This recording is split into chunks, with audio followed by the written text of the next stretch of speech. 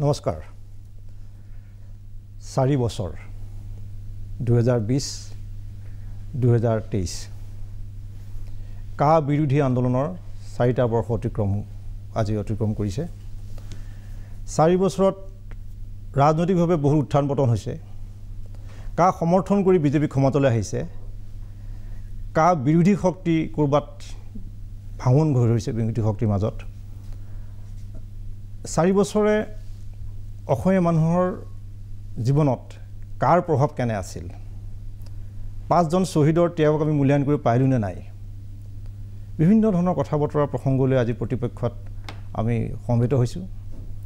আমাৰ হৈতে লাইভত থাকিব নতুন দিল্লীত সাংসদ অজিত কুমাৰ ভূঞা শিৱসাগৰৰ পৰা বিধায়ক অখিল গগৈ আৰু কা বিৰোধী আন্দোলনত শহীদ হোৱা দুটা পৰিয়ালৰ সদস্য আৰু ষ্টুডিঅ'ত আছে বিজেপিৰ মুখপাত্ৰ জয়ন্ত গোস্বামী অজাপৰ মুখপাত্ৰ তথা অধিবক্তা অনন্যা শইকীয়া আৰু কটন বিশ্ববিদ্যালয়ৰ পৰা যিটো আন্দোলন সেইদিনাখন প্ৰথম উদ্ভাসিত হৈছিলে ছাত্ৰ আন্দোলন বুলি কম তাৰ এজন আগত থকা মানে ছাত্ৰ হিৰকজ্যোতি বৰা আটাইকে আমি অনুষ্ঠানলৈ স্বাগতম জনাইছোঁ প্ৰথমে মই যাব বিচাৰিছোঁ ছয়গাঁৱলৈ দীপাঞ্জল দাস জিএছ ৰোডত আৰক্ষীৰ গুলিত হঠাৎ চটফটাই তেওঁৰ মৃত্যুবৰণ কৰিছিলে স্তব্ধ হৈ গৈছিলে অসমৰ সমাজ জীৱন খন্তেক সময়ৰ বাবে কেউপিনে ভয় বিভীষিকা বিবি পৰিছিল কিন্তু তাৰ পাছত জিএছ ৰোডৰ প্ৰতি বহু গাড়ী চলিছে বহু জীৱন পাৰ হৈ গৈছে বহুত মিছিল হৈ গৈছে কিন্তু দীপাঞ্জল দাসক বা দীপাঞ্জল দাসৰ ত্যাগক মূল্যায়ন হ'ল নে নহ'ল এই সময়ত আমি জানিছোঁ ছয়গাঁৱলৈ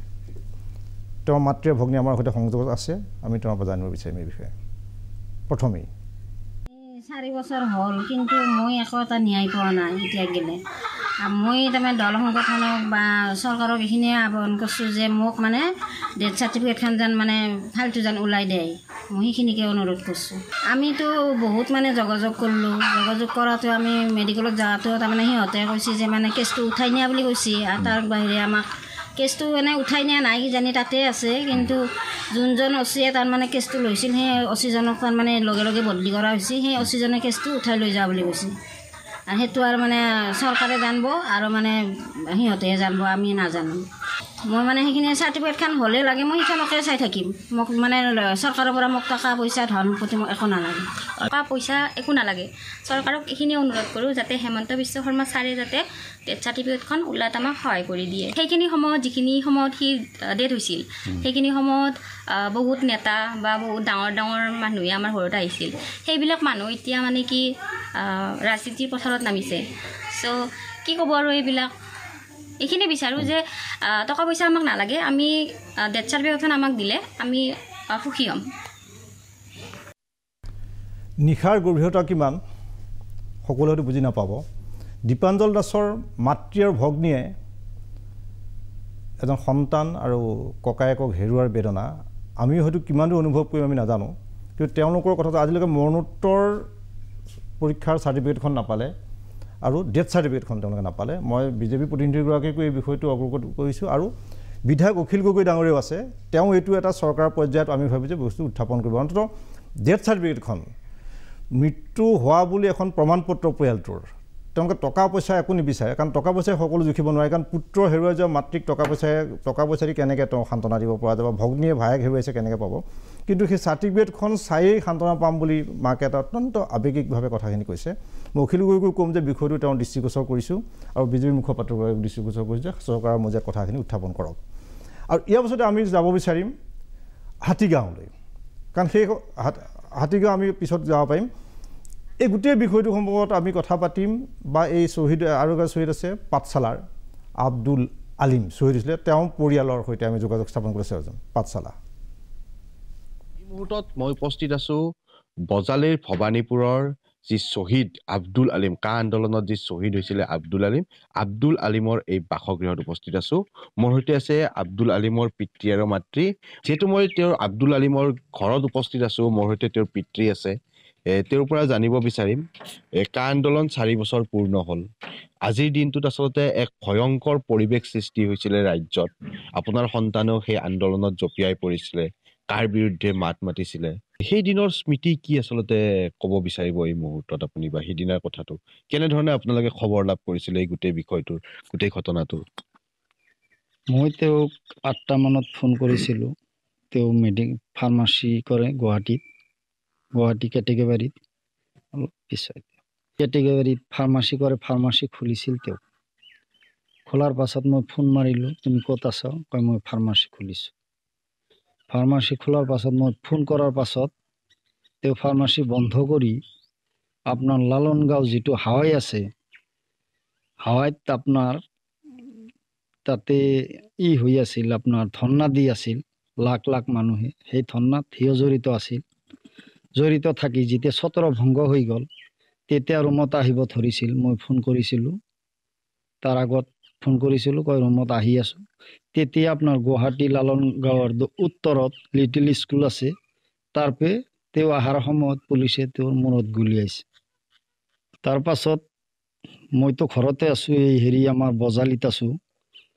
এটা ল'ৰাক মই ফোন মাৰিলোঁ ফোন মাৰাত তেওঁ ক'লাক তেওঁৰ গুলি লাগিছে তেতিয়া ঘৰৰ পৰিৱেশ হাহাকাৰ হৈ গ'ল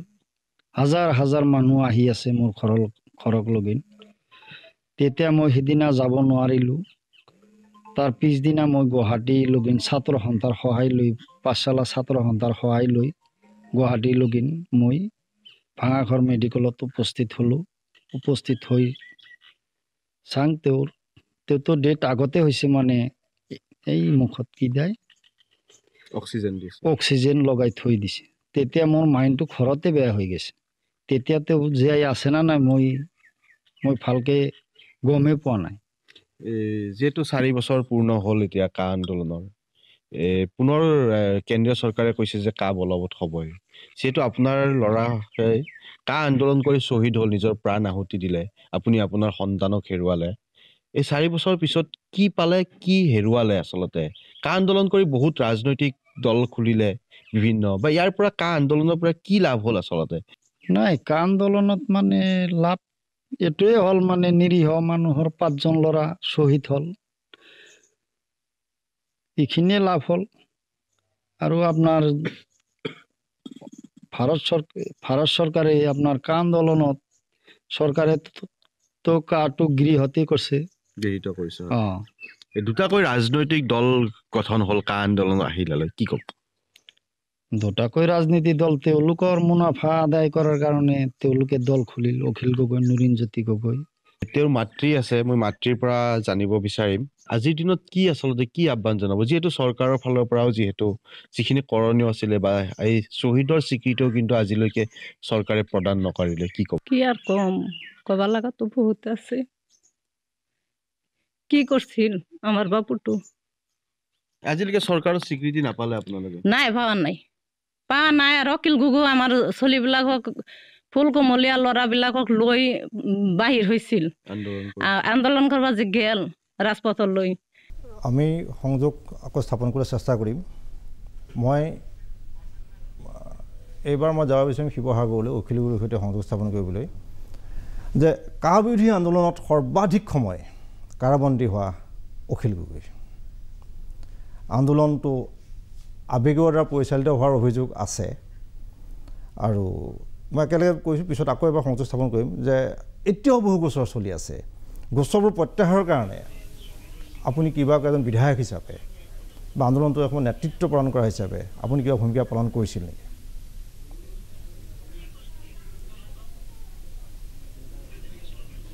হেল্ল' হয় দুটা বিষয় সুধিছোঁ মই এটা হ'লে সৰ্বাধিক সময় আপুনি হয় সৰ্বাধিক সময় আপুনি কাৰাগাৰত আছিল হয় একমাত্ৰ নেতা এক নম্বৰ দ্বিতীয় কথাটো হ'ল যে যিবোৰ গোচৰ চলি আছে এতিয়াও বহু ল'ৰা মই গম পাইছোঁ যে আমাক আহি কয় যে কেছ আছে কোৰ্টলৈ দৌৰি আছে এই গোচৰবোৰ প্ৰত্যাহাৰৰ বাবে কিবা আপুনি দলৰ ফালৰ পৰা বা আপোনাৰ এজন বিধায়ক হিচাপে কিবা তৎপৰতা চলাইছে নেকি শুনা পাইছে এতিয়া সৰ্বাধিক যে গোচৰ চলিছে তাৰ ভিতৰত আটাইতকৈ বেছি গোচৰ চলিছে মোৰ ওপৰতে গোটেই অসমত কা বিৰোধী আন্দোলনত জড়িত হোৱাৰ কাৰণে মোৰ ওপৰত সৰ্বমুঠ ৩৬টা গোচৰ আছে আৰু আজিৰ দিনটোত তাৰে ১৬টামান গোচৰ মই ডেইলি মানে বিভিন্ন সময়ত মাহটোত দুবাৰ তিনিবাৰকৈ ডেটত উপস্থিত হ'ব লাগে। গোটেই অসমৰ বিভিন্ন থানাবিলাকত মোৰ ওপৰত তেতিয়া গোচৰ তৰা হৈছিলে আৰু সেই গোচৰবিলাকত মই এতিয়াও গৈ থাকিব লাগে। এতিয়া অসম চৰকাৰে কেইদিনমানৰ আগত এটা সিদ্ধান্ত লৈছিলে 15 আগষ্ট 2022 যে যিবিলাক 3 বছৰতকৈ কম মানে আপোনাৰ হেৰিত হোৱা যিবিলাক গোচৰ কম আপোনাৰ কাৰাবাস হোৱা যিবিলাক গোচৰ ইমপ্ৰিজনমেণ্ট 3 বছৰতকৈ কম আছে সেই গোচৰবিলাক আচলতে বাতিল কৰিব লাগে, সেই গোচৰবিলাক উঠাই ল'ব বুলি গভৰ্ণমেণ্টে কৈছিলে। তো সেই বিষয়টোক লৈ যথেষ্ট পৰিমাণে মই বিধানসভাতো সেই কথাটো উত্থাপন কৰিছিলোঁ যে গোচৰবিলাক উঠাই ল'ব লাগে। তাৰ পাছত আপোনাৰ বিভিন্ন সময়ত যিবিলাক আমাৰ বিভিন্ন ঠাইত এনেকুৱা ধৰণৰ গোচৰত আছে তাৰ বেছিভাগ গোচৰে আচলতে আমাৰ কৃষক মুক্তি সংগ্ৰাম সমিতিৰ ওপৰতে গোচৰ। বাকী যিবিলাক জাতীয় সংগঠন আছিলে তেওঁলোকৰ ওপৰত বৰ বেছি গোচৰ নাই। গোচৰটো লগাইছিলে মূলতঃ কৃষক মুক্তি সংগ্ৰাম সমিতিৰ ওপৰত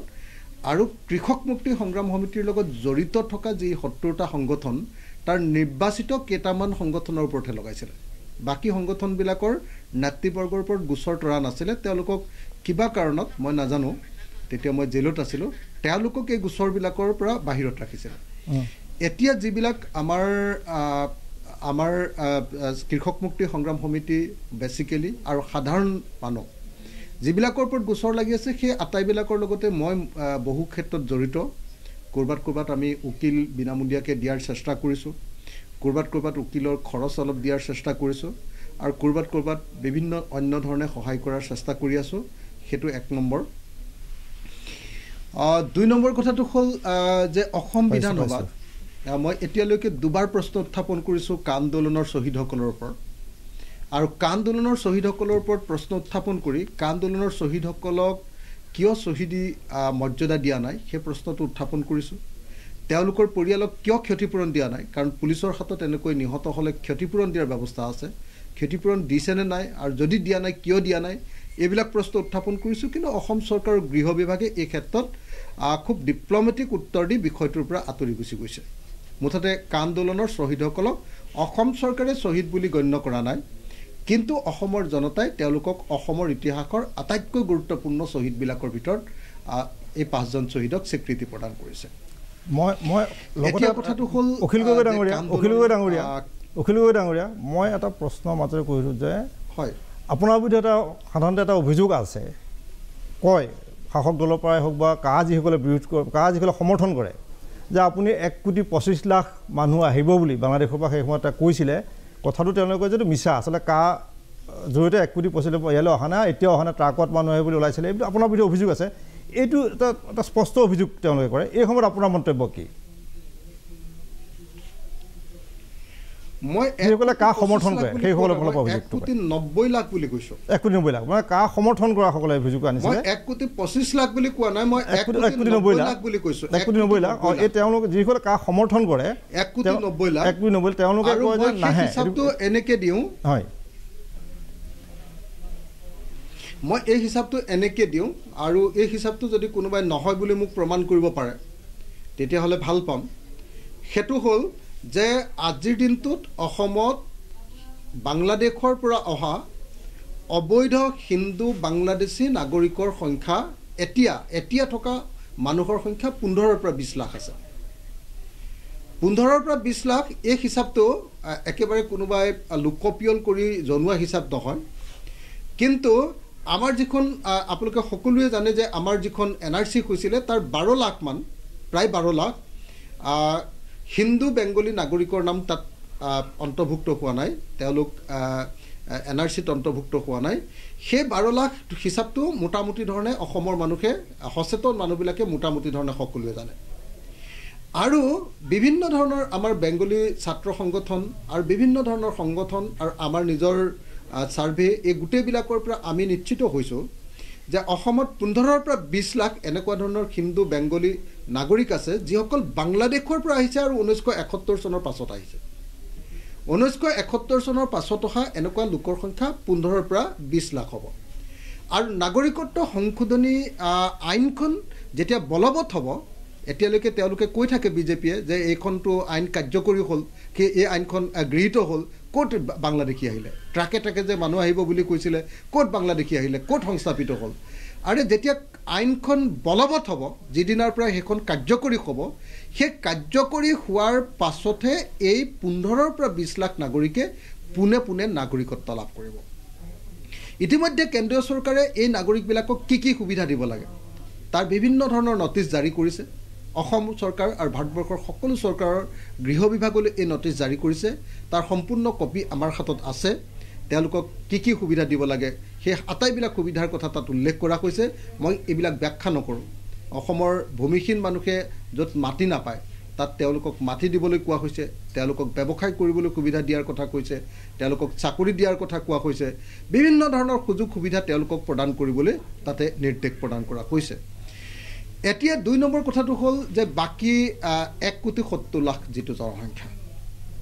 বাংলাদেশত 1,70 লাখ হিন্দু বাংলাদেশী নাগৰিক আছে আমি যেটো কথা কৈ আছো যে নাগৰিকত্ব সংশোধনী আইনখন যদি বলবৎ হয়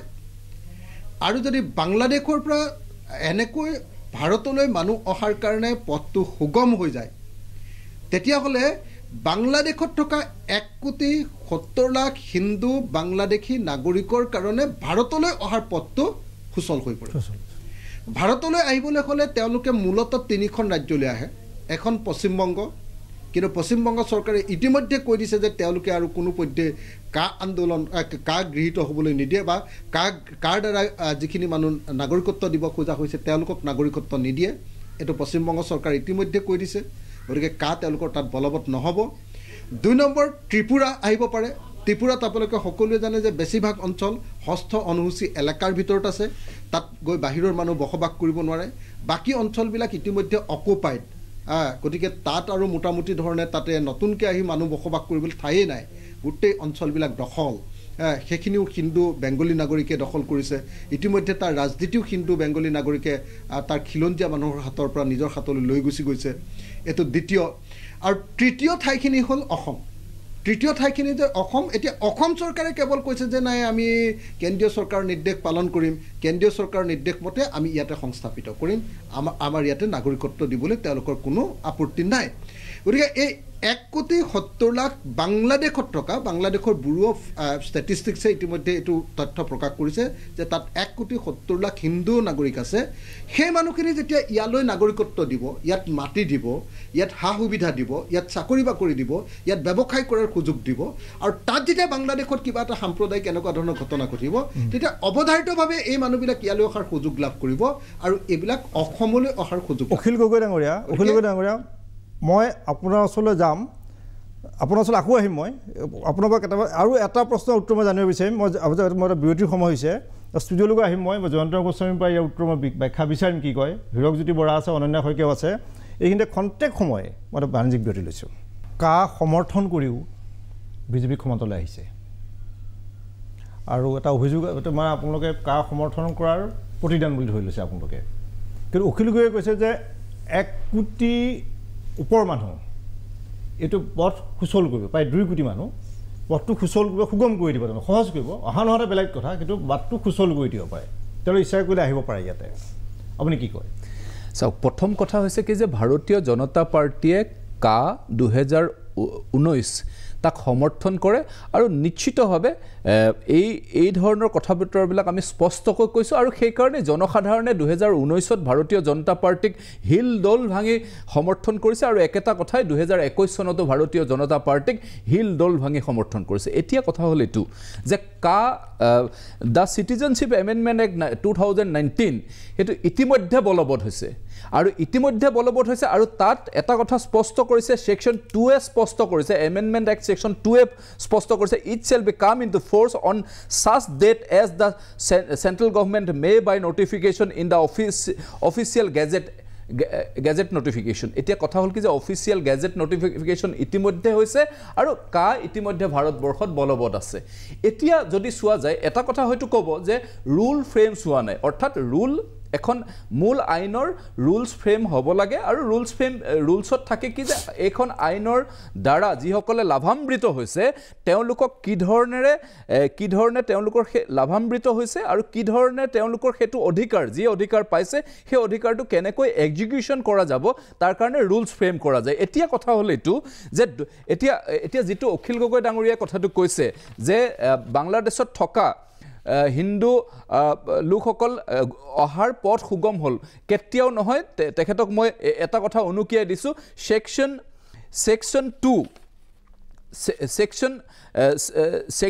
2ত এটা স্পেচিফিকেলি এটা কথা আছে যে 2014 চনৰ 31 ডিচেম্বৰৰ পূৰ্বে যিসকল লোক বাংলাদেশ পাকিস্তান আৰু আফগানিস্তানৰ পৰা যিসকল হিন্দু শিখ জৈন খ্ৰীষ্টিয়ান বৌদ্ধিষ্ট পাৰ্চী এইসকল লোক যিসকল ইতিমধ্যে ভাৰতবৰ্ষলৈ আহিছে তেওঁলোককহে এই আইনৰ জৰিয়তে নাগৰিকত্বৰ অধিকাৰ পাব এই কথাটো স্পষ্ট আছে গতিকে 2014 চনৰ 31 ডিচেম্বৰৰ পাছত অহা এজনো লোকক এই আইনখনৰ দ্বাৰা নাগৰিকত্বৰ অধিকাৰ পোৱা নাই স্পষ্ট কথা গতিকে কোনো ধৰণৰ পথ কাৰো কাৰণে সুগম হৈ থকা নাই গতিকে এইটো হৈছে কথা কেতিয়াও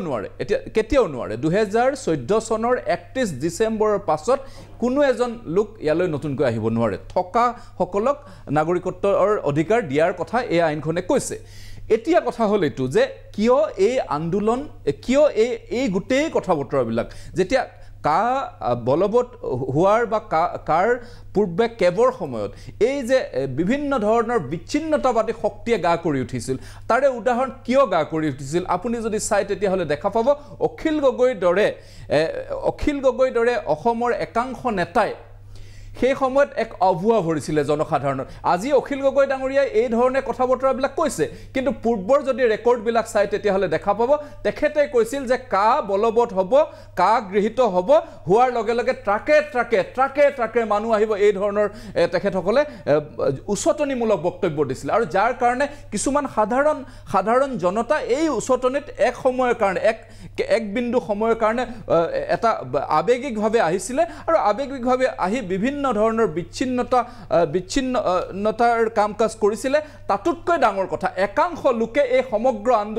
সমগ্ৰ ঘটনা প্ৰবাহত সুবিধা ল'লে আৰু সেইসকল লৈছে বাংলাদেশী মুছলমানসকলে সুবিধা ল'লে আৰু এইসকল লোকে জুবেইদৰ দৰে কংগ্ৰেছৰ নেতা তেওঁৰ দৰে জুবেইদ মজুমদাৰৰ দৰে কংগ্ৰেছৰ নেতাৰ নেতৃত্বত আমাৰ স্বাভিমানী শংকৰদেৱ কলাক্ষেত্ৰত জাপি গৈ ভাঙি দিলে একাংশ বাংলাদেশী মূলৰ মুছলমানৰ নেতৃত্বত জাপি ভাঙি দিলে তাত শৰাই ভাঙি দিলে আমাৰ অভিমানত আঘাত আনিলে গতিকে এইসকল যি উচতনিমূলক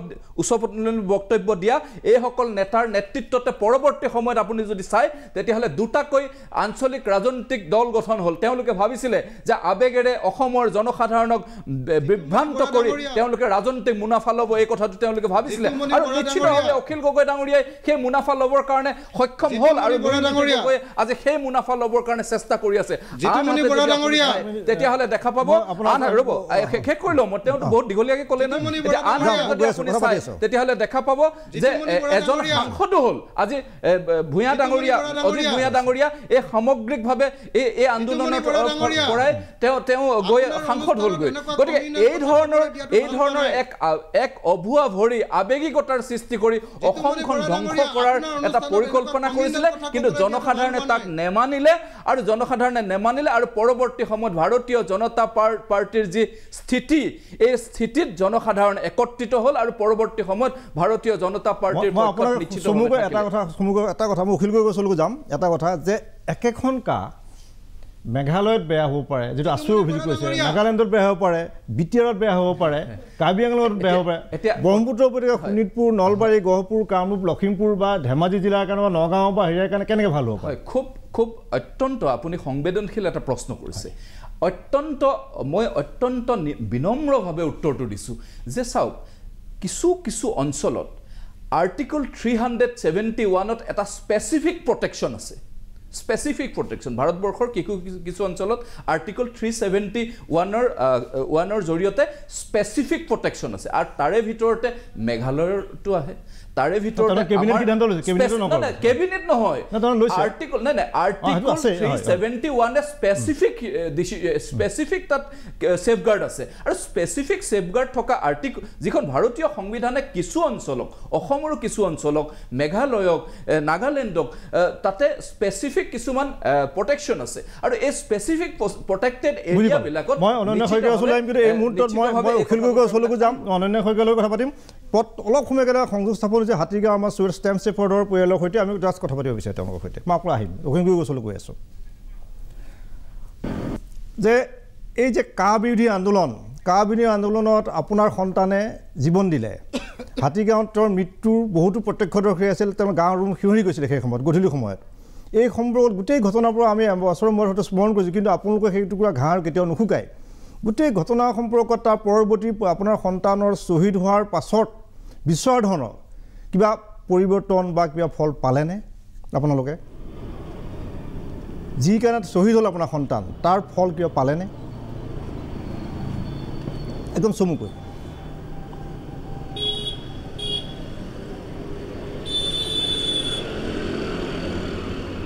হেল্ল' শুনা নাই মই ভালকৈ আপোনাৰ সন্তান শ্বহীদ হ'ল যিটো উদ্দেশ্যলৈ তেওঁ শ্বহীদ হ'ল হয় সেই উদ্দেশ্য আজিৰ দিনটোত থিয় হৈ আপুনি 4 বছৰৰ পাছত আপুনি কি অনুভৱ কৰে যে সফল হ'ল বা তেওঁ ব্যৰ্থ হ'ল চব পোনপ্ৰথমতে মোৰ ক্লাছ 10 মই প্ৰণাম জনালোঁ আৰু মই ন্যায়ৰ বাবে মই কাষ চাপিছিলোঁ আপোনাৰ কোৰ্টত উচ্চ ন্যায়ালয়ৰ ওচৰত কাষ চাপিছোঁ যে মই যে ন্যায় পাম বুলি উচ্চ ন্যায়ালয়ে এতিয়া কি কৰে সেইটো তেওঁলোকে জানে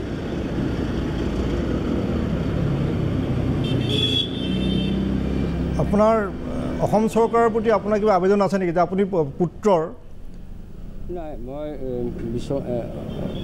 মৰণোত্তৰ পৰীক্ষাৰ প্ৰতিবেদন বা ডেথ চাৰ্টিফিকেট আপুনি সকলো পাইছে হা কি হৈছে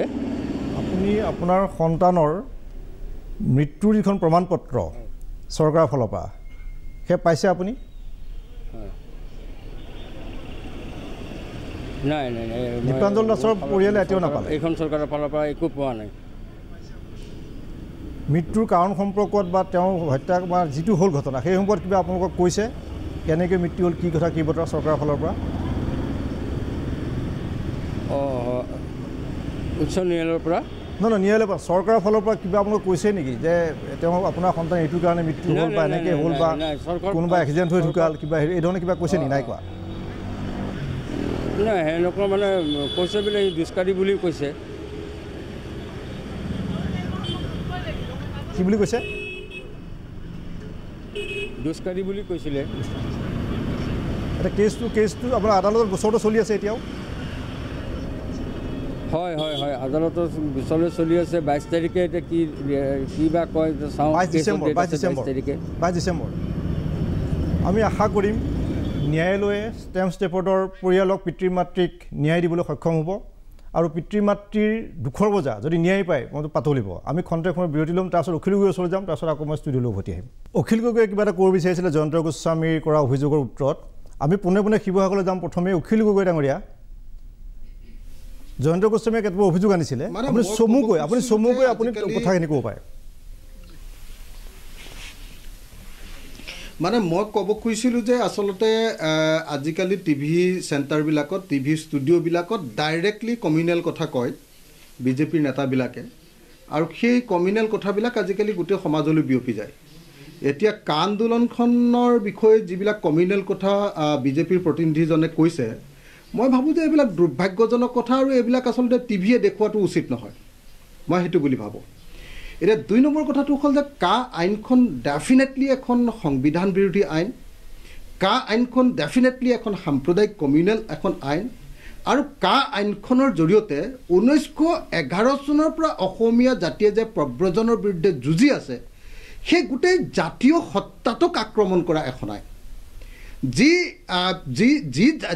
যি পাৰ্টিয়ে ধৰ্মৰ নামত বিদেশৰ পৰা মানুহ আনি আমাৰ দেশত বহুৱাব খোজে সেই পাৰ্টিক গাদ্দাৰ পাৰ্টি বুলি বিশ্বাসঘাতক পাৰ্টি বুলি কোৱা আৰু জাতিদ্ৰোহী পাৰ্টি বুলি কোৱাৰ বাহিৰে বেলেগ কি এটা কথা থাকিব পাৰে গতিকে মই ভাবোঁ যে এনেকুৱা ধৰণৰ বক্তব্য এই যে ছেকশ্যনৰ কথা তেওঁ কৈ আছে মানে 2014 চনৰ 31 ডিচেম্বৰলৈকেহে মানুহ আহিব পাৰিব আৰু আইন এখন বনাই লৈছে প্ৰথম কথা যে বিদেশৰ পৰা মানুহ আহিব পাৰিব আৰু বিদেশৰ পৰা অহা মানুহবিলাকক ইয়াতে নাগৰিকত্ব প্ৰদান কৰিব সেই বুলি আইন এখন বনাই লৈছে তাৰ পাছত যেতিয়া 2014 চনৰ 31 ডিচেম্বৰ ৰাখি থৈছে তাৰ পৰহিলে কাইলৈ যেতিয়া কেবিনেটত সিদ্ধান্ত ল'ব যে 2014 চনৰ 31 ডিচেম্বৰ নহয় সেইটো 2023 চনৰ 31 ডিচেম্বৰ সেইটো 2024 চনৰ 31 ডিচেম্বৰ সেইটো 2035 চনৰ 31 ডিচেম্বৰ সেইটো 2050 চনৰ 31 ডিচেম্বৰ সেই বুলি যেতিয়া এটা কেবিনেট ডিচিশ্যন ল'ব সেইটোৱে কাৰ্যকৰী হ'ব তাৰমানে সিদ্ধান্তটো লৈ ল'লে আইনগতভাৱে সিদ্ধান্ত ল'লে আৰু বিজেপিয়ে RSSে বিশ্বাস কৰে আজি এতিয়া তেওঁলোকে অসমীয়া মানুহে বেয়া পায় কাৰণেহে এইবিলাক কথা কৈ আছে তেওঁলোকে বিশ্বাস কৰে যে পৃথিৱীত য'তেই হিন্দু আছে সকলো ভাৰতলৈ আহিব পাৰিব আৰু ভাৰতলৈ আহি তেওঁলোকে ইয়াত বসবাস কৰিব পাৰিব সেই কথাটো তেওঁলোকে পোনে পোনে অসমীয়া মানুহৰ আগত ক'বলৈ ভয় কৰে অসমীয়া মানুহে বেয়া পাব কাৰণ অসমীয়া মানুহে বিদেশী কেতিয়াও সহ্য নকৰে সেয়া হিন্দু বিদেশীয়ে হওক সেয়া মুছলিম বিদেশীয়ে হওক সেয়া খ্ৰীষ্টান বিদেশীয়ে হওক আমি বিদেশী বুলি ভাবোঁ আমাৰ কাৰণে জাতি ধৰ্ম বৰ্ণ ভাষাৰ কথা নাই আমি বিদেশী সহ্য নকৰোঁ কাৰণ আমি প্ৰব্ৰজনৰ দ্বাৰা সাংঘাতিক ধৰণে এফেক্টেড এটা জাতি এতিয়া তেওঁলোকে এইটো লুকুৱাবৰ কাৰণে 2014 চনৰ 31 ডিচেম্বৰ এইবিলাক কৈ থাকে আইন এখনত যেতিয়া বিদেশী আহিব পাৰিব বুলি আইন তৈয়াৰ কৰি দিলে পৃথিৱীৰ কোনো দেশত এনেকৈ বিদেশী আহিব পৰা আইন নাই কেৱল এখন দেশৰ বাহিৰে আন পৃথিৱীৰ কোনো দেশত নাই সেই আইনখন আমাৰ দেশত এনেকুৱা এখন অবৈধ অসাংবিধানিক আইন এখন আনি এতিয়া যদি কোনোবাই কয় যে নহয় 2014 চনৰ 31 ডিচেম্বৰলৈকে লিখা আছে আৰে কাইলৈ ভাই সেইটো তোমালোকে ডেটটো বদলাই দিবা কাইলৈ তোমালোকে কাৰণ তোমালোকে পৃথিৱীৰ সকলো হিন্দু কিয়ালৈ আনিব খোজা এই কথাটো কোনে নাজানে গতিকে মই ভাবোঁ যে এনেকুৱা আভুৱা ভৰা কথাৰ দ্বাৰা আমাৰ মানুহক বিপথে পৰিচালিত কৰি লাভ নাই 2 নম্বৰ কথা যে বহুতে এতিয়া প্ৰচাৰ কৰি থাকিব খোজে যে কা আন্দোলনৰ পৰা একো লাভ নহ'ল কা আন্দোলনৰ পৰা লোকচান হ'ল এইসব কথা নহয় কা আন্দোলনতে অসমীয়া জাতিক ইতিহাসৰ সৰ্বকালৰ কাৰণে আটাইতকৈ ডাঙৰ জনজাগৰণ তৈয়াৰ কৰিলে অখিল গগৈ মই আপোনাৰ ওচৰত অখিল গগৈ ডাঙৰীয়া মই আকৌ এবাৰ সংযোগ স্থাপন কৰাৰ চেষ্টা কৰিম আপোনাৰ কথাখিনি মই হেৰি কৰিম মই এই মুহূৰ্তত যাব বিচাৰিম অনন্যা শইকীয়া আপোনাৰ ওচৰত আহিম সেই 2020 12 ডিচেম্বৰ তুমি কি কৰিছিলা সেইদিনা সেইদিনা আমাৰো পৰীক্ষা চলি আছিলে কিন্তু আমি সেইদিনাখন উপায় নাপাই ৰাজপথলৈ ওলাই আহিবলগীয়া হৈছিলে নিজৰ জাতিটোৰ স্বাৰ্থত নিজৰ ভাষাটোৰ স্বাৰ্থত এতিয়া বিজেপি মুখপাত্ৰ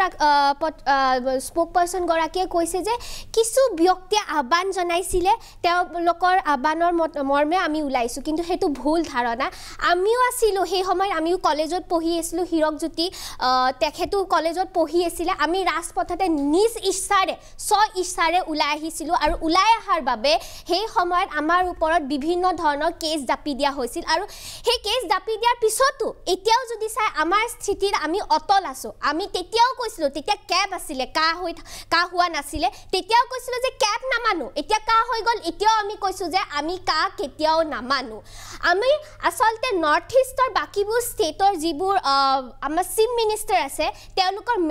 মেৰুদণ্ডডাল চিধা সেইকাৰণে তেওঁলোকে কয় যে আমি এনডিএৰ লগত থাকিলেও আমি কা নামানো কিন্তু আমাৰ অসমত যদি চাই এই যি সকল ব্যক্তি আছে আমাৰ চিফ মিনিষ্টাৰগৰাকীকো লৈ লওক তেওঁৰ কিন্তু মেৰুদণ্ডডাল চিধাপূৰ নহয় সেইবাবে তেওঁ দিল্লীত যি কৈছে দিল্লী খোজ কৰিবৰ কাৰণে তেওঁ কৈছে যে চেণ্টাৰত যি ডিচিশ্যন লয় সেই ডিচিশ্যন মৰ্মে তেওঁ অসমে বুজা ল'বলৈ ৰেডি আছে তুমি হয় এই বিষয়টো আইনী যুঁজত বা কেনেধৰণে তুমি কিদৰে ভাবা যে আইনী যুঁজত সফল হ'ব নে নহ'ব এখন কেছ চলি আছে গোচৰ চলি আছে হয় এইটো এটা প্ৰিজুডাইজ মেটাৰ আৰু আমাৰ সুপ্ৰিম কোৰ্টৰ ওপৰত ভৰসা আছে আৰু সুপ্ৰিম কোৰ্টে নিজেই কৈছে যে ত্ৰিপুৰাৰ পৰা আৰম্ভ কৰি নৰ্থ ইষ্টৰ যিসমূহ ষ্টেট আছে সেইসকলৰ এই বস্তুটো ইছ্যুটো এটা বেলেগ ইছ্যু হয় সেইটো অন্য ষ্টেটছবিলাকৰ লগত কম্পেয়াৰ কৰিব নোৱাৰে সেইকাৰণে এক্সট্ৰা কৰি ডেটো দিয়া হৈছে এই নৰ্থ ইষ্টৰ কথাখিনি শুনিবৰ কাৰণে আৰু বিজেপি যিগৰাকী মুখপাত্ৰ তেওঁ নিজে এগৰাকী অধিবক্তা মই জনা তেওঁ হাইকোৰ্টৰ অধিবক্তা হয় তেওঁ জুবেৰ আনম তেখেতৰ নাম ল'লে জুবেৰ আনমৰ বিৰুদ্ধে যিটো গোচৰ সেইটো প্ৰমাণ কৰিবই নোৱাৰিলে আজিলৈ কলাক্ষেত্ৰ যে ভাঙিছে সেইটো কিন্তু প্ৰমাণ কৰিবলৈ নোৱাৰিলে সেই কথা হয়তো তেওঁ নাজানে বা তেওঁ ভাবিছে যে ইয়াতে বহি থকা সকলে কোনো নাজানে যিহেতু আমাৰ ওপৰতো কেছ জাপি দিয়া হৈছিলে প্ৰত্যেকজন ব্যক্তিৰে কথা জানো আমি আৰু আমাৰ ওপৰত যিবোৰ কেছ জাপি দিয়া হৈছিলে এতিয়ালৈ কিন্তু কোৰ্টত প্ৰুফ কৰিবলৈ পৰা নাই এতিয়ালৈ কাৰো বিৰুদ্ধে তেওঁলোকে এভিডেন্স দিবলৈ পৰা নাই তেওঁ কৈছে কি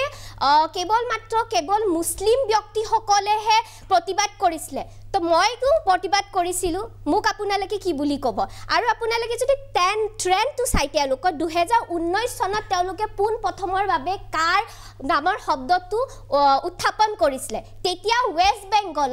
বেংগলৰ ইলেকশ্যন আছিলে আৰু তেওঁলোকৰ কোনো ধৰণৰ ৰোড মেপ নাছিলে সেইবাবে তেওঁলোকে এই কাৰ যিটো কথা আছিল সেইখিনি তেওঁলোকে বাৰম্বাৰ কৈছিলে যাতে তেওঁলোকে পলাৰাইজ কৰিব পাৰে আৰু আটাইতকৈ বেছি ভুক্তভোগী হ'ল অসমে 5 জনকৈ তেজাল যুৱকক হেৰুৱাবলগীয়া মই হীৰকজ্যোতি বৰা কটনৰ পৰা সেইদিনাখন তোমালোক ওলাই আহিছিলা ৰাতি 1:30 পাইছিল নেকি আমবাৰী অগপ অফিচৰ সন্মুখত তোমাৰ কাৰ্যালয়ৰ সন্মুখত প্ৰতিবাদ কৰিছিলা আৰু যিখিনি ভিডিঅ' বা সেইখিনি ওলাইছিলে সেইবিলাক তোমাৰ পিঠি গোটেই মানে মাৰপিট হৈছিলে কিন্তু সেইটা বেলেগ বিষয়ে আলোচনা তুমি ৰাষ্ট্ৰসংঘত গৈছিলা ৰাষ্ট্ৰসংঘৰ বিষয়টো উত্থাপন কৰিছা কিদৰে কৈছিলা ৰাষ্ট্ৰসংঘত কি হিচাপে তেওঁলোকক কৈছা তাৰ পৰা তুমি কেনেকুৱা ধৰণৰ সদুত্ব পাইছা বা কি ধৰণে তুমি প্ৰতিয়ন কৰিছা বা তেওঁলোক প্ৰতিনিধিত্ব পাইছানে মই প্ৰথমে কথা কৈ ল'ব বিচাৰিছোঁ আমাৰ বিজেপি যোনগৰাকী সন্মানীয় স্পোক পাৰ্চন আছে তেখেতে কৈছিলে বিজেপি কথাখিনি ক'লে দুটা কথা মই ক'ব বিচাৰিছোঁ তেখেতে নিজে কৈছে যে তাৰ মানে ৰুলছ এণ্ড ৰেগুলেশ্যনছখিনি এতিয়ালৈকে কাৰ হোৱা নাই এতিয়া সৰুকৈ এটা এক্সাম্পল দিওঁ এতিয়া আমাৰ চব ঘৰ বনাই আছে ঘৰ বনাওঁতে আমি প্ৰথমতে কি কৰিম আমাৰ খুঁটা পুতিম ফ্ল'ৰিং কৰিম তাৰ সেইটো কৰিম নে প্ৰথমতে আমি সোফা ছেট নি বেড লৈ পেলাই আমি শুবলৈ যাম তাত তেওঁলোকৰ কাৰ্যকলাপটো তেনেকুৱা হ'ল যে এই ঘৰ নাই কিন্তু আমি গৈ পেলাই তাত এতিয়া বিচনা পাৰি আমি শুবলৈ গৈছোঁ আৰু এটা কথা তেওঁলোকৰ নিজৰ ওপৰত যোনটো ভৰসা নাই ন্যায়ালয়ৰ ওপৰত ভৰসা নাই কিন্তু মই কৈ আছোঁ সেইটো কাৰণে তেওঁলোকে যিহেতু ন্যায়ালয়ত চলিয়ে আছে কেছটো সেইটো তালৈ নৰখি তেওঁলোকে গেজেট হিচাপে তেওঁলোকে এইটো প্ৰয়োগ কৰিবলৈ চেষ্টা কৰিলে আৰু কৰিছে তেওঁলোকে কাৰণ তেখেতৰ হেৰি বেছি আছে মানে আল্টিমেটলি তেওঁৰ নাম্বাৰ মেটাৰ্ছ মানুহৰ কাৰণে এইটো জনা দৰকাৰ এইখিনি কথাটো ক'বাই কিন্তু কথাটো হ'ল যে ৰাষ্ট্ৰসংঘত এই কাক বিষয়টো লৈ পেলাই কিমানজন অসমীয়াই তাত মানে 2019ত মই সুযোগ পালোঁ ৰাষ্ট্ৰসংঘত আৰু বৰ্তমানলৈকে মই ভাৰতৰ প্ৰতিনিধি হৈ আছোঁ মানৱ অধিকাৰৰ ইউনাইটেড নেশ্যন হিউমেন ৰাইটছ কাউন্সিলৰ প্ৰথম মই তাত যেতিয়া গৈছোঁ প্ৰথমতে মই আছাম হিউমেন ৰাইটছ কমিশ্যনত মই প্ৰথমতে কেছ উত্থাপিত কৰিছিলোঁ ছেম ষ্টেফাৰ্ড আৰু পঞ্চ শ্বহীদৰ লৈ পেলাই কিন্তু তাত আমি দেখিলোঁ তাতো সেইটো মেনিপুলেট কৰা হৈ গৈছে আমি এটা সময়ত আমি আহিব পৰা নাছিলোঁ ডেটটো দিব পৰা নাই যাব পৰা নাই সেইটো কাৰণে তেওঁলোকে এটা ডেটৰ কাৰণে তেওঁলোকে এইটো খাৰিজ কৰি দিছে সেইদিনাখন আমি ছেম ষ্টেফাৰ্ডৰ ভিনিয়েকক এখন লেটাৰ দি মই পঠিয়াইছিলোঁ মই চাইন কৰি পঠিয়াইছিলোঁ যে মই অসুস্থ আছোঁ সেইটো কাৰণে এইটো মই যাব পৰা নাই তেওঁলোকে কিন্তু সেইখন একচেপ্ট নকৰিলে কিন্তু মই 2019ৰ পৰা 2021লৈকে মই ফোন কৰি তেওঁলোকক তৎ পোৱা নাই তেওঁলোকৰ পৰা আজিলৈকে মোৰ ইমেইল নাম্বাৰ আছে মোৰ কণ্টেক্ট নাম্বাৰ আছে তেওঁলোকে মোৰ এড্ৰেছ আছে এটা ইনফৰমেশ্যন তেওঁলোকে দিবলৈ সক্ষম তাৰ বাবে আন্তৰ্জাতিক মঞ্চত মই এইটো সুযোগ পালোঁ ৰাষ্ট্ৰসংঘত মই সুযোগ পোৱাৰ পিছত মই ৰাষ্ট্ৰসংঘত এই কথাখিনি মই উত্থাপিত কৰিলোঁ পঞ্চাছ শ্বহীদৰ গোটেই মই ডকুমেণ্টছখিনি অলৰেডি মই তালেই মই ফেক্সো কৰিছোঁ আৰু মই নিজে হাৰ্ড কপিখিনি যি আমি নিউজৰ পৰা যিখিনি কালেকশ্যন কৰিছোঁ ভিডিঅ' আৰু যোনবোৰ ভুক্তভোগী আছিল বা তেওঁলোকৰ যোনটো এতিয়া যোনটো কৈছে আপুনি এইটো খুব বেয়া লাগিছে শুনি যায় আজিও দীপাঞ্জল দাসৰ ৰিপৰ্ট এতিয়ালৈকে পোৱা নাই তেওঁলোকে ডেথ চাৰ্টিফিকেটখন পোৱা নাই সেইটো কাৰণে দায়ী কোন ডক্টৰছখিনিক যোনজনে চাইছিলে তেওঁলোকক ইমিডিয়েট তেওঁলোকক ছাছপেনশ্যন কৰিব লাগে আৰু যোনজন পুলিচ তেওঁলোকে হেৰি কৰিছে তেওঁলোকক ইমিডিয়েট ছাছপেনশ্যন কৰিব লাগে কাৰণ এইটো তেওঁলোকৰ মৌলিক অধিকাৰ সেইখিনি তেওঁলোকে পাব লাগে যাৰ আমি পাইছোঁ সেইখিনি আমি অলৰেডি তাত প্ৰস্তুত কৰিছোঁ তাত স্পষ্টভাৱে কৰা আছে তেওঁলোকক পুলিচৰ গুলিৰে তাত তেওঁলোক নিহত হৈ তেওঁলোকৰ মৃত্যুবৰণ কৰিছে ৰাষ্ট্ৰসংঘৰ বিষয়টো তাতে সেই বস্তুখিনি মই উত্থাপিত কৰিছোঁ ইতিমধ্যে ভিডিঅ'খিনি দিলোঁ সঁহাৰি কেনেকুৱা তাৰ পৰা অভূতপূৰ্ণ আমি সঁহাৰি পাইছোঁ তাত প্ৰথমতে নৱদ্বীপ বৰপাত্ৰ ডাঙৰীয়া তেখেতে এইটো উত্থাপিত কৰিছিলে যেতিয়া আমি ৰাস্তাত আছিলোঁ তেওঁ তাত সুযোগ পাই তেওঁ তাত হেৰি কৰিছে তাৰপিছত 2019ত মই যেতিয়া কৰিলোঁ তাৰ পৰা এটা টীম ইয়ালৈ আহিছিলোঁ আহি লৈ পেলাই যেতিয়া G20 হৈছিলে তেতিয়া তেওঁলোকে আমাৰ লগত কথা বতৰা পাতি আমাৰ হাতত যিখিনি তথ্য আছে তেওঁলোকে লৈ গৈছে তাত এটা প্ৰচিডিঅ'ৰ থাকে তেওঁলোকে ডাইৰেক্ট ইয়াত ইণ্টাৰভেনশ্যন কৰিব নোৱাৰে সেইটো এটা প্ৰচিডিউৰ থাকে কাৰণ ইয়াত দুটা কথা আছে ইয়াত বেলেগ কাণ্ট্ৰিৰ কথাও কিন্তু স্পষ্টভাৱে উল্লেখ কৰা হৈ আছে সেইটো এতিয়া আমাৰ অকল মানে আমাৰ ইণ্ডিয়ান মেটাৰ হৈ থকা নাই এইটো বাহিৰৰ এটা মেটাৰ মানে ইণ্টাৰনেশ্যনেল মেটাৰ পাকিস্তান আফগানিস্তান হয় তেওঁলোকে সেই বস্তুটো তেওঁলোকে বহুতে এইটো মিছ কৰি আছিল কিন্তু সেই বস্তুটো মই তাৰ উত্থাপিত কৰাৰ লগে লগে তেওঁলোকে সেইটো একচেপ্ট কৰিছে আৰু খুব সোনকালে মই আপোনাক এই টিভিৰ জৰিয়তে মই এইটো স্পষ্টভাৱে মই ক'ব বিচাৰিছোঁ তেওঁলোকে ন্যায় পাব আৰু তাৰ পৰা এটা ভাল এটা ৰিজাল্ট পোৱাৰ আশা আছে ধন্যবাদ মই এই মুহূৰ্তত অজিত ভূঞাৰ বিৰুদ্ধে এটা কথা শুনা যে তেওঁ সাংসদ হ'ল কা বিৰোধী আন্দোলন কৰি তেওঁ আমাৰ কথাখিনি আমি সংযোগ স্থাপন কৰিব পাৰিমনে বাৰু আমি শুনি লওঁ অজিত কুমাৰ ভূঞাই ডাঙৰীয়াই কি কৈছে যে আপুনি কা বিৰোধী আন্দোলনত জড়িত হৈ পেলাই সাংসদ হ'ল বুলি অভিযোগ কৰিছে ৰাজনৈতিক মুনাফা ল'বলৈ অভিযোগ কৰিছে এই সময়ত আপোনাৰ স্থিতি কি আপুনি কি ব্যাখ্যা দিব এই ধৰণৰ ইমান এটা ডাঙৰ বিষয় তাত ভাবিছিলোঁ যে মই ৰাজপথলৈ ওলাই যোৱাটো উচিত হ'ব আৰু সেইকাৰণে গোটেই অসমৰ ভাষা সংস্কৃতিৰ বিৰুদ্ধে যিটো ষড়যন্ত্ৰ তাক প্ৰতিহত কৰাৰ লক্ষ্যৰে মই ওলাই আহি ৰাজপথলৈ গৈছিলোঁ অসমৰ শদিয়াৰ পৰা ধুবুৰীলৈ মই বিভিন্ন সভা সমিতিত এটা জনমত গঠন কৰাৰ চেষ্টা কৰিছিলোঁ এইটো সকলোৱে জানে আৰু এটা কথা যে কি কয় মই কোনো কিন্তু নিজস্ব মঞ্চত নহয় বিভিন্ন সংগঠন বিভিন্ন কি কয় বিভিন্ন মঞ্চলৈ মোক আমন্ত্ৰণ জনোৱা হৈছিলে আৰু সেইমতে মই যিসকলে মাতিছে সকলোৰে মাজলৈ গৈ মই কাৰ বিৰুদ্ধে কাৰ বিপদ সম্পৰ্কে উনুকি আহিছোঁ আৰু সেই সময়ত আজি প্ৰশ্নটো উঠিছে কাৰণে আকৌ কৈছোঁ এইটো বৰকৈ কৈ থাকিবলৈ মোৰ মন নাই যে মই এটা সময়ত চাকৰি ত্যাগ কৰি কি কয় মানে আন্দোলনৰ সক্ৰিয় ভূমিকা লৈছিলোঁ তাৰ মই ব্যাখ্যা নিদিওঁ কিন্তু সেইখিনি মই কৰিছিলোঁ কৰাৰ পিছত তেতিয়াতো মোৰ কোনো ধৰণৰ মানে কথা নাছিলে যে মই কিবা ৰাজ্যসভা প্ৰতিদ্বন্দ্বিতা কৰিম বা মই প্ৰাৰ্থী হ'ম কথাটো এনেকুৱা যে মই কিন্তু তাৰ তেতিয়াৰ পৰা বিৰোধী ঐক্যৰ কাৰণে মই আজিও বিশ্বাস কৰোঁ যে দ্বিতীয়বাৰ যেতিয়া বিজেপি ভাৰতবৰ্ষলৈ ক্ষমতালৈ আহিল তেতিয়া একমাত্ৰ কিন্তু কাৰণটো আছিল ভোট বিভাজন বিজেপি বিৰোধী ভোটৰ বিভাজন আৰু সেই বিভাজন ৰোধ কৰিবৰ কাৰণে মই অসমত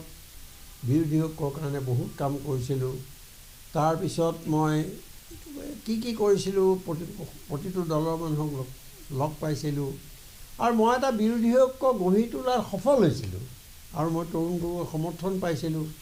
AIDF আজিৰ তাৰিখত ধৰা পৰিছে বেলেগ কথা কিন্তু সেই সময়ত তেওঁলোকে কাৰ বিৰুদ্ধে মাত মাতিছে কৰিছে গতিকে এই যে বিৰোধী ঐক্যৰ কাৰণে মই কাম কৰিছিলোঁ তাৰ এটা ধাৰাবাহিকতা আছিলে আৰু যেতিয়া ৰাজ্যসভাৰ কথাটো আহিলে তেতিয়া তেওঁলোকে বিৰোধী ঐক্যৰ প্ৰশ্নতে মোৰ গুৰুত্বটো বাঢ়িলে বুজি পালোঁ আৰু মই সফল হৈছিলোঁ যে বিৰোধী ঐক্যৰ প্ৰশ্নত তেওঁ সাংসদ হিচাপে তেওঁৰ নামটো আছিল সেইমতে তেওঁ সাংসদ হ'ল ধন্যবাদ অজিত ভূঞা আমি এটা বিৰতিলৈ যাম বিৰতিৰ পিছত মই অখিল গগৈ গৈ চমু গৈ যাম আৰু জয়ন্ত গোস্বামী আছে অনন্যা আছে হিৰকজিৰ পৰা এটা বাইকটো চেষ্টা কৰিম ধন্যবাদ অখিল গগৈক ধন্যবাদ ব্যস্ততাৰ মাজত আমাৰ শিৱসাগৰৰ পৰা তেওঁ সংযোগ হৈ থাকিল আমি এতিয়া পোনে পোনে জয়ন্ত গোস্বামীয়ে কিবা এটা ক'ব বিচাৰিছিলে প্ৰথম কথা হিন্দু পতিত ভৱেত আমি ৰাষ্ট্ৰীয়তাবাদৰ বিশ্বাসী ভাৰত ৰাষ্ট্ৰই বিশ্বাস কৰে যে কোনো হিন্দু দুখী হৈ থাকিব নালাগে কোনো হিন্দু পতিত হ'ব নালাগে এইটো কথা স্পষ্ট কথা ভাৰতীয় জনতা পাৰ্টি ইয়াত কোনো ধৰণৰ ইয়াত দ্বিমত নাই দ্বিতীয় কথা যে আপুনি আজি যদি অখিল গগৈ ডাঙৰীয়াৰ পুনৰ বক্তব্য যদি চাই তেতিয়াহ'লে দেখাব পুনৰবাৰ তেওঁ মিছা কথা ক'লে পুনৰবাৰ তেওঁ উচতনি দিলে তেওঁ এটা কথা ক'লে যে বাহিৰৰ পৰা বিদেশী অহাৰ বাট মুকলি কৰিলে এটা কথা স্পষ্ট আইনখনে স্পষ্ট কৰিছে যে ইতিমধ্যে যিসকল লোক 2014 চনৰ 31 ডিচেম্বৰলৈকে ইয়াতে আছে সেইসকলক নাগৰিকত্ব দিয়াৰ বাবে এইখন চিটিজেনশ্বিপ এমেণ্ডমেণ্ট এক্ট 1955ক এমেণ্ড কৰা হৈছে 2019ত কেৱল মাত্ৰ এইবাৰে এমেণ্ডমেণ্ট নহয় কেইবাবাৰো যোৱা সময়ছোৱাত স্বাধীনতাৰ আইনখন যোৱা সময়ছোৱাত এমেণ্ডমেণ্ট হৈছে আপুনি যদি চাই অসম চুক্তিয়ে কি কৰিছিলে অসম চুক্তিয়ে 1971 চনৰ 31 মাৰ্চলৈকে মাৰ্চৰ ভিতৰত যিসকল 25 মাৰ্চৰ ভিতৰত যিসকল লোক অসমলৈ আহিছিলে সেইসকল লোকক নাগৰিকত্ব দিয়াৰ পথ সুচল কৰিছিলে সেই কথাটো কিন্তু অখিল গগৈ ডাঙৰীয়াই নকলে আজি অখিল গগৈ ডাঙৰীয়াক এটা কথা চাওকচোন আজি অখিল গগৈ ডাঙৰীয়াই কংগ্ৰেছৰ নেগুৰত ধৰিলে আজি মাজে কৈ লম তেওঁ কৈছে যে আজি এখন আইনখন যেতিয়া বলবৎ হ'ব কেবিনেটত সংশোধন কৰি পেলাই সংশোধন কৰিব পাৰে নহয় এইটো কথাটো চাওক প্ৰথম কথা এইটো একেবাৰে সহজ কথা সৰু ল'ৰা ছোৱালীও বুজি পায় এইবিলাক কথা তেওঁলোকে নুবুজে মই কিয় বুজি নাপাওঁ এইখন আইন ইতিমধ্যে বলবৎ হ'ল গেজেট নটিফিকেশ্যন আহিলে অৰ্থাৎ গেজেট নটিফিকেশ্যন আহা মানে 2019 চনৰ যিখন চিটিজেনশ্বিপ এমেণ্ডমেণ্ট এক্ট এইখন এক্ট ইতিমধ্যে বলবৎ হ'ল অৰ্থাৎ যিটো আমাৰ ডাঙৰীয়াই যিটো কথা কৈছে যে ঘৰটো ইতিমধ্যে নিৰ্মাণ হ'ল এতিয়া মাত্ৰ ৰুলছ বনাব লাগে rules is made on the basis of the main act এইখন মেইন এক্ট আৰু তাৰ ৰুলছ বনাবলগীয়া আছে অৰ্থাৎ সোফা অন্য মুঢ়া এইবিলাক কিনিবলগীয়া আছে মাত্ৰ গতিকে মূল ষ্ট্ৰাকচাৰ অলৰেডি হৈ গ'ল আচ্ছা দ্বিতীয় আৰে ডাঙৰীয়া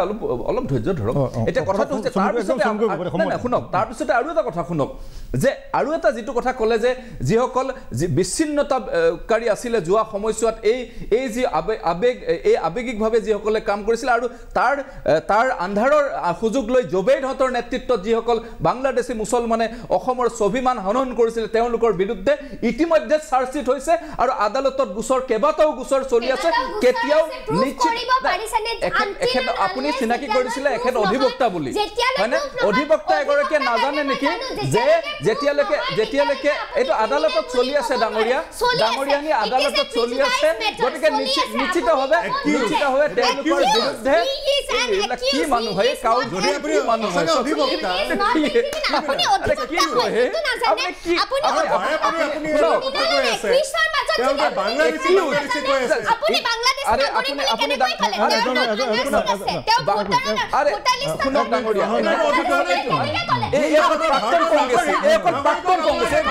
প্ৰাক্তন কংগ্ৰেছী আজি তেওঁলোকৰ মুখা খোল খাইছে এই অকল দুইহে প্ৰাক্তন কংগ্ৰেছী গতিকে কংগ্ৰেছী নেতাৰ বিৰুদ্ধে কথা ক'লে এওঁলোকৰ গা জ্বলে গতিকে আজি কংগ্ৰেছ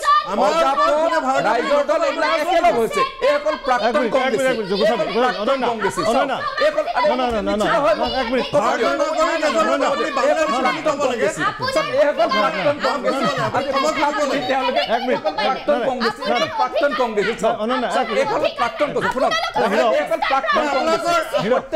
প্ৰাক্তন কংগ্ৰেছী আজি মুখা পিন্ধি আহিছে প্ৰাক্তন কংগ্ৰেছী এইসকল প্ৰাক্তন কংগ্ৰেছী তেওঁলোকে আজি জাতীয়তাবাদৰ চোলা পিন্ধি আবুৱা ভৰিছে এইসকল প্ৰাক্তন কংগ্ৰেছী প্ৰাক্তন কংগ্ৰেছী প্ৰাক্তন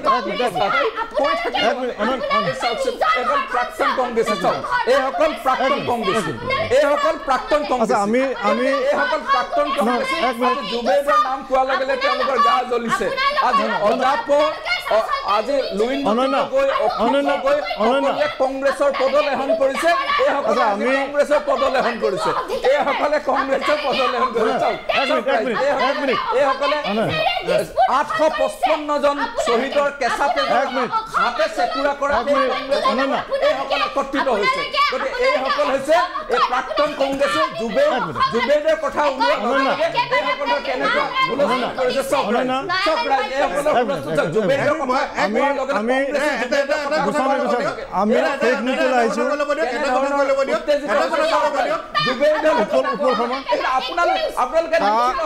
কাক কেন্দ্ৰ কৰি আজিৰ বিতৰ্ক অব্যাহত আছে কা অসমীয়া মানুহৰ জীৱনৰ কাৰণে অভিশাপ নে আশীৰ্বাদ হৈ আহিছে সেইটো আমি পৰৱৰ্তী সময়ত আকৌ আলোচনা কৰিম কিন্তু বিতৰ্কৰ ঊৰ্ধ্বত নহয় ধন্যবাদ